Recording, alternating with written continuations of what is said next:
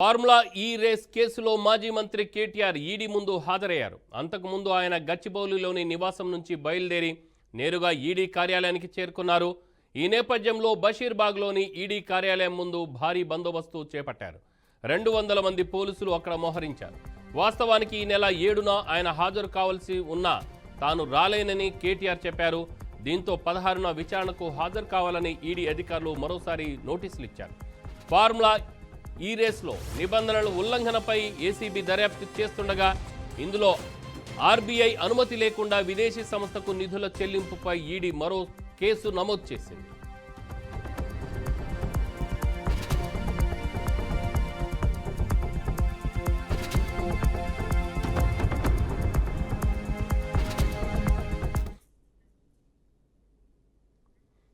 దర్యాప్తులో భాగంగా ఇప్పటికే ఇదే కేసులో నిందితులుగా ఉన్న అప్పటి పురపాలక పట్టణాభివృద్ధి శాఖ ప్రత్యేక ప్రధాన కార్యదర్శి అరవింద్ కుమార్, హెచ్ఎండిఏ మాజీ చీఫ్ ఇంజనీర్ బిఎల్ఎన్ రెడ్డిలను ఈడీ విచారించింది. మరోవైపు ఏసీబీ తనపై నమోదు చేసిన ఎఫ్ఐఆర్ను కొట్టేయాలని కేటీఆర్ దాఖలు చేసిన క్వాష్ పిటిషన్ను హైకోర్టు తిరస్కరించింది. దీన్ని సవాల్ చేస్తూ కేటీఆర్ వేసిన పిటిషన్ను సైతం నిన్న డిస్టర్బ్డ్ యాజ్ విత్ డ్రాన్గా ప్రకటిస్తూ సుప్రీంకోర్టు ఉత్తర్వులు ఇచ్చిన నేపథ్యంలో ఈడీ విచారణకు ప్రాధాన్యం ఏర్పడింది.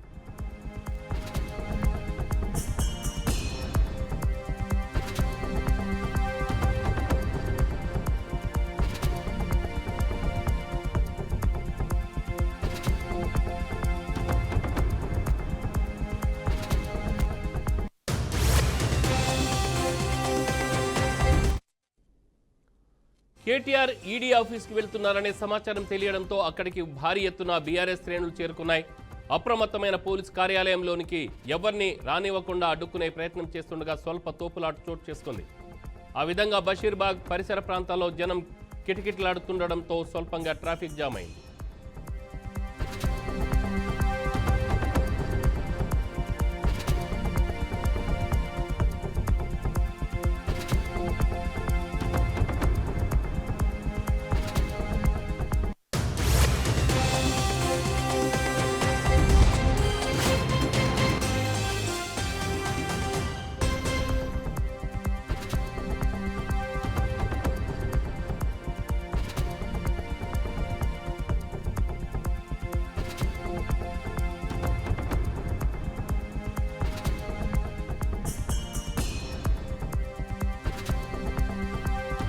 బ్రేకింగ్ న్యూస్ చూస్తున్నాం. ఈడీ విచారణకు హాజరయ్యే ముందు ఎక్స్ వేదికగా మాజీ మంత్రి కేటీఆర్ కీలక వ్యాఖ్యలు చేశారు. హైదరాబాద్లో ఫార్ములా ఈ రేసు నిర్వహణ అనేది తాను మంత్రిగా తీసుకున్న అత్యంత ప్రతిష్టాత్మక నిర్ణయాల్లో ఒకటని అన్నారు.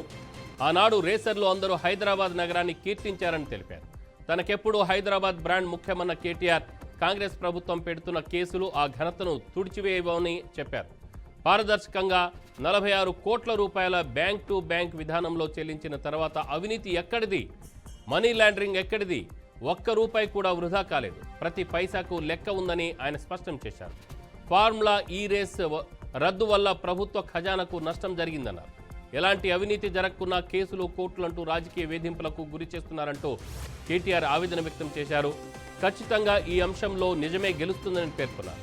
సీఎం రేవంత్ రెడ్డికి దూరదృష్టి లేకపోవడం వల్లే ఏకపక్షంగా తర్వాత సీజన్ రద్దు చేశారని మాజీ మంత్రి వ్యాఖ్యానించారు.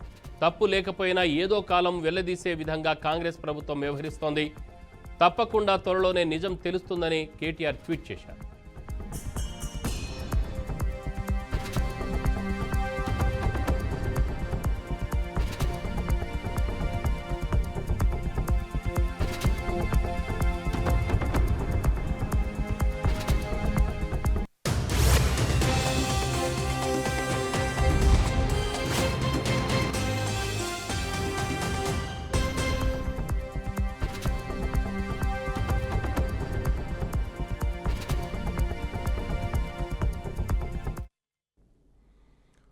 ఫార్ములా ఈ రేస్ కేసులో మాజీ మంత్రి కేటీఆర్ ఈడీ ముందు హాజరయ్యారు.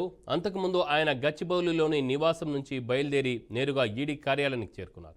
ఈ నేపథ్యంలో బషీర్బాగ్లోని ఈడీ కార్యాలయం ముందు భారీ బందోబస్తు చేపట్టారు.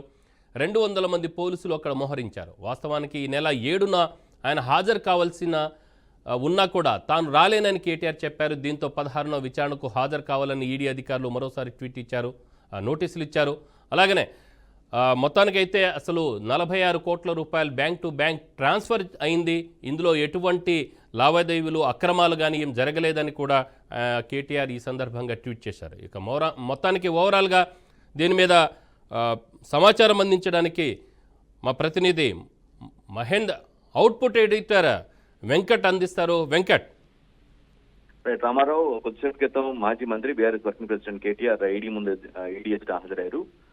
ప్రధానంగా ఏదైతే ఫార్ములా 1 రిలేటెడ్ కేసులో ఆయన నిందితుడిగా అక్యూజ్గా ఉన్నారు కాబట్టి ఖచ్చితంగా జరిగిన స్కామ్ జరిగిందంటే అది నిబంధనలకు విరుద్ధంగా వ్యవహార నిబంధనలను కూడా ఉల్లంఘించి విదేశీ సంస్థకి అంటే మనీ లాండరింగ్ కిందకి వస్తుంది కాబట్టి విదేశీ సంస్థకి ఎటువంటి అనుమతులు లేకుండా ఎటువంటి సంప్రదింపు లేకుండా డైరెక్ట్ గా ట్రాన్స్ఫర్ చేశారు మనీ అనేది ప్రధానంగా ఈడీ ఆ కేసుని కేసు విచారించిన ఈడీ గుర్తించింది. సో ఈ నేపథ్యంలో ఖచ్చితంగా ఆ అవకతవకలు ఏవో తేలాలంటే విచారించాల్సిన అవసరం ఉందంటూ కేటీఆర్ ని నిజానికి 7వ తారీఖే విచారించాల్సి ఉంది. కానీ కోర్టు తీర్పు నేపథ్యంలో ఆయనకి మళ్ళా రిలాక్సేషన్ కోరడం వల్ల డేట్ మార్చి 16వ తారీఖు రావాలని సో ఆ ఆదేశాల ప్రకారం ఆయన కేటీఆర్ ఈరోజు ఈడీ ఎదుట హాజరయ్యారు. ఇప్పటికే అరవింద్ కుమార్ ఎవరైతే కేసులో ప్రధాన నిందితులు ఉన్నటువంటి అరవింద్ కుమార్, ఐఏఎస్ అరవింద్ కుమార్, అదేవిధంగా బీఎల్ఎన్ రెడ్డి ఎవరైతే ఆ సమయంలో పర్టికులర్ గా ఆ ఫార్ములా 1 రేస్ సంబంధించి కీలక పాత్ర వహించారు, వాళ్ళిద్దరిని ఏసీబీ ఇప్పటికే 2 సార్లు విచారించింది. సో ఆ విచారణ ఆధారంగా ఏదైతే స్టేట్మెంట్లు తీసుకున్నారు, ఇద్దరి దగ్గర స్టేట్మెంట్లు ఏదైతే తీసుకున్నారో ఆ స్టేట్మెంట్లతో ఈ కేటీఆర్ చెప్పే సమాధానాన్ని పోల్చి చూసుకొని ఖచ్చితంగా ఒక ఏం చెప్పబోతుంది, ఈడీ ఎటువంటి ప్రశ్న అడగబోతుంది ఏంటి అనే దానిపై కూడా ఎంతో ఆసక్తి ఉంది. బట్ అడిగే సమయంలో ఖచ్చితంగా ఆ స్టేట్మెంట్లు 2 కూడా అరవింద్ కుమార్ అదేవిధంగా బీఎల్ఎన్ రెడ్డి యొక్క స్టేట్మెంట్ పక్కన పెట్టుకోవడం వల్ల చాలా స్పష్టంగా point to point, pin to pin అడిగే అవకాశం అయితే స్పష్టంగా కనిపిస్తూ ఉంది. ఎందుకంటే ఎందుకు పంపించాల్సి వచ్చింది, ఏదైనా జనరల్గా ఒక విదేశీ సంస్థతో మనం ఒప్పందం కూర్చుకున్నప్పుడు ఖచ్చితంగా కొన్ని మనీ ఫెమా నిబంధనలు ఉంటే వాటిని పాటించాల్సిన అవసరం ఉంది. కానీ వాటిని ఉల్లంఘించి డైరెక్ట్ గా సదరు సంస్థకు ఎవరైతే ఆర్గనైజర్ ఉన్నారో విదేశీ సంస్థ ఫార్ములా 1 రేస్ ని విదేశీ సంస్థ ఆర్గనైజ్ చేసింది కాబట్టి ఆ సంస్థ ఉన్నటువంటి వ్యక్తికి నేరుగా వీటితో సంబంధం లేకుండా ఈ నిబంధనలు లోకల్ గా ఉన్నటువంటి మన దేశంలో ఉన్నటువంటి పట్లగా తెలంగాణలో ఉన్నటువంటి నిబంధనలు ఏవైతే ఉంటాయో వాటిని ఆ నిబంధనలు మొత్తం ఉల్లంఘించి ఎందుకు మీరు ఆ విధంగా ట్రాన్స్ఫర్ చేయాల్సి వచ్చింది, మనీ ఎందుకు కట్టాల్సి వచ్చింది, ఇది ఖచ్చితంగా క్రైమ్ కిందకి వస్తుంది కదా, ఇది నేరమే కదా అనే ఒక పాయింట్ ని రైజ్ చేసే ప్రయత్నం అయితే ఈడీ చేస్తున్నట్టుగా అర్థమవుతుంది. బట్ కేటీఆర్ మాత్రం చాలా స్ట్రాంగ్ గా కాన్ఫిడెన్స్ గా ఉన్నారు, తాను ఎటువంటి తప్పు చేయలేదని. బ్యాంక్ టు బ్యాంక్ స్వచ్ఛంగా ఇన్ని కోట్లు 46 కోట్ల రూపాయలు ట్రాన్స్ఫర్ అయ్యే తప్పించి అందులో ఎటువంటి ఎవిడెన్స్ లేదు. మీకు క్లియర్ కట్ ట్రాన్స్పరెంట్ గా ట్రాన్సాక్షన్స్ అన్ని ఉన్నాయి. అందులో ఇది వాంటెడ్ గా పర్సనల్ ఖర్చు పెట్టుకుని పొలిటికల్ మోటివేషన్ తో దెబ్బతీసేందుకు ప్రభుత్వం చేస్తున్న వ్యవహారం తప్పించి ఇందులో ఎటువంటి అవినీతి జరగలేదు, ₹1 అవినీతి కూడా జరగలేదని ఆయన బలంగా చెప్తున్న పరిస్థితి కనిపిస్తూ ఉంది. కానీ ఈడీ ఇప్పటికే అతన్ని అంటే ఆ కేసు సంబంధించి స్టడీ చేయటం, ఫెమా నిబంధనల ఉల్లంఘన జరిగిందని ఒక నిర్ధారణకు రావడం, ఆయన విచారణ పిలవటం, ఈ రోజు అటెండ్ అయ్యడం జరిగింది. ఇప్పటికే ఏసీబీ అందించినటువంటి సమాచారం కావచ్చు, ఏసీబీ నిందితులుగా ఉన్నటువంటి ఎవరైతే ఉన్న అరవింద్ కుమార్, బీఎల్ఎన్ రెడ్డి వారి యొక్క స్టేట్మెంట్ తీసుకొని ఆ సమాచారం మొత్తాన్ని కూడా ఈడీ సేకరించింది. జనరల్ గా ఏంటంటే ఒక కేసుకు సంబంధించి ఫుల్ ప్లేజ్డ్ గా రావాలంటే, ఫుల్ ప్లేజ్డ్ గా ఆయన బయటపడవాలంటే ఆ దర్యాప్తు సంస్థలు ఏమైనా సరే విత్ కోఆర్డినేషన్ తో సమాచారాన్ని సేకరించుకుంటాయి. అవసరమైతే ఆ సమాచారాన్ని తీసుకొని దాన్ని బట్టి విచారించే పరిస్థితి ఉంటుంది. కాబట్టి సేమ్ ఇప్పుడు అదే ప్రాసెస్ జరుగుతున్నట్టుగా అర్థమవుతుంది మనకి. వాళ్ళిద్దరిని ఇచ్చినటువంటి స్టేట్మెంట్ కూడా దగ్గర పెట్టుకుని కేటీఆర్ ని కేసీఆర్ పై ప్రశ్నల వర్షం కురిపిస్తున్న పరిస్థితి కనిపిస్తుంది. ఎందుకు చేయాల్సి వచ్చింది, ప్రధానంగా మనీ లాండరింగ్ కిందకి వస్తుంది ఇది. ఈ విధంగా మీరు చేసినటువంటి క్రైమ్ ఏదైతే ఉందో, అంటే క్రైమ్ అంటే ఇన్ సెన్స్ వాళ్ళు చెప్తున్న ప్రకారం నిబంధనలు ఉల్లంఘించి ఇచ్చారు కాబట్టి దాన్ని నేరపూరితంగా మేము భావిస్తున్నాం. అది ఎందుకు చేయాల్సి వచ్చింది, మీకు జరిగిన లావాదేవీలు ఏంటి, ఎవరి ప్రోత్సాహంతో చేశారు, ఇది వ్యక్తిగతంగా చేసిందా లేదంటే ఇంకేదన్నా దీని వెనక బ్యాకప్ ఎవరు ఉన్నారని దానిపైన ప్రశ్నలు అడిగే అవకాశం కనిపిస్తుంది రామారావు.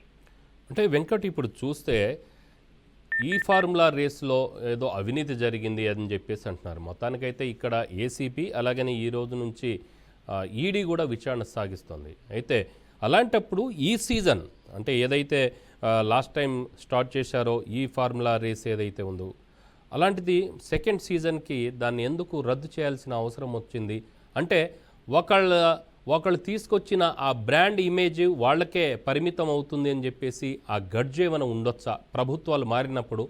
అందుకనే ఈ ప్రభుత్వాలు మారినప్పుడల్లా ఇలాంటివి కొన్ని రద్దు చేయడం, వాళ్ళు చేసింది కాబట్టి వాళ్ళకే పేరు వస్తుంది కాబట్టి దీన్ని అసలు అవసరం లేదు, దీన్ని రద్దు చేసి పడేద్దాం అనే ఒక ఈ గడ్జు అనేది ఈ ప్రభుత్వాల్లో ఎందుకు వస్తుంది?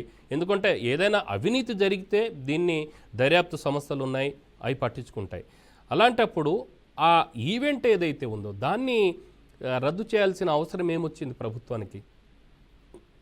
రైట్, మీరు చెప్పిన పాయింట్ ఆఫ్ వ్యూలో ఖచ్చితంగా వీళ్ళు చెప్పే కేటీఆర్ కానీ లేదా బీఆర్ఎస్ శ్రేణులు చెప్తున్నటువంటి వాదనలో కొంత మీరు ఏదైతే ప్రస్తావించారో ఆల్మోస్ట్ ఆ అంశాన్ని కోట్ చేస్తున్న పరిస్థితి అయితే ఉంది. బీఆర్ఎస్ శ్రేణులు కావచ్చు, కేటీఆర్ కావచ్చు, ఆ సంబంధిత వర్గాలు ఎవరైతే ఆయనకు అనుకూల వర్గాలన్నీ కూడా ఇదే పాయింట్ రైట్ చేస్తున్నాయి. కానీ వాళ్ళు ప్రభుత్వం చెప్తున్న వాదన చాలా భిన్నంగా ఉంది. ఇందులో అవినీతి జరిగింది ఖచ్చితంగా 40-50 కోట్లుగా అంతకు మించి ఎక్కువ జరిగింది కాబట్టి ఈ మొత్తం ఇది ఒక స్కామ్ లానే భావిస్తున్నాం కాబట్టి దీన్ని మేము దీన్ని రద్దు చేస్తున్నాము, అందుకే రద్దు చేస్తామని ప్రభుత్వం అయితే చెప్తున్న పరిస్థితి కనిపిస్తుంది. బట్ ఇది చాలా బ్యాక్వర్డ్, ఆల్మోస్ట్ ఎప్పుడో 20 years బ్యాకే అప్పటి ముఖ్యమంత్రి చంద్రబాబు నాయుడు ఇక్కడ ఫార్ములా 1 రేసు నిర్వహించాలని చెప్పి తద్వారా కొంత మనకి దాని గ్రోత్ అంటే గ్లోబల్ వైజ్ గుర్తింపు వస్తుంది. తద్వారా అంటే ఎదుగుతున్నటువంటి హైదరాబాద్ కి ఒక బూస్టప్ లాగా అవుతుందని అప్పుడే ఆలోచించారు. ఈ విషయాన్ని ఆయన కేటీఆర్ కూడా పలుమార్లు ప్రెస్ మీట్ లో ఉండి కూడా చెప్పారు. సో ఇది కేవలం డెవలప్మెంట్ లో భాగంగానే కొంత ఇంటర్నేషనల్ గా మనం అందరిని ఆకర్షించడం కోసం ఇది పెడుతున్నాం అని చెప్పడం కూడా జరిగింది. సో అందులో భాగంగా తాను పెట్టామని తప్పించి దాన్ని నిర్వహించామని తప్పించి దాన్ని క్రెడిట్ తీసుకోవాలని తప్పించి దాన్ని ఏదో పర్సనల్ గడ్జ్ గా చూసి ఈ విధంగా చేయకూడదు అనేది కేటీఆర్ చెప్తున్నటువంటి వాదన. బట్ ప్రభుత్వం మాత్రం ఇది ఖచ్చితంగా క్లీన్ కట్ గా అవినీతి జరిగింది కాబట్టి దాని దోషులు బాధ్యులు ఎవరైనా సరే వారి మీద శిక్షిస్తామని ప్రభుత్వం చెప్తున్నమాట. Right Venkat, thank you.